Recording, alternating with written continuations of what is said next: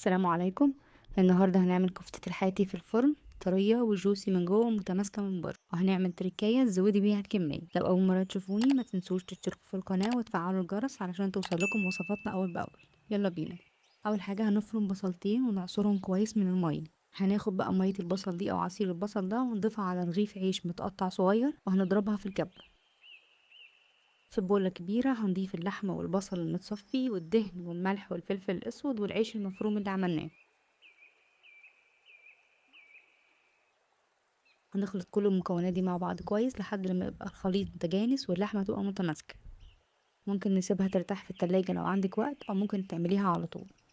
هنبل ايدينا بمسحة زيت ونبدأ نشكلها على سيخ او اعواد خشبية او بشكل صوابع على ايدينا كده.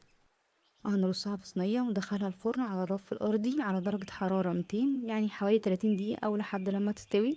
ممكن ترفعيها تحت الشواية لو حسيت انها محتاجة، ممكن تديها 5 دقايق تحت الشواية تاخد لون خفيف.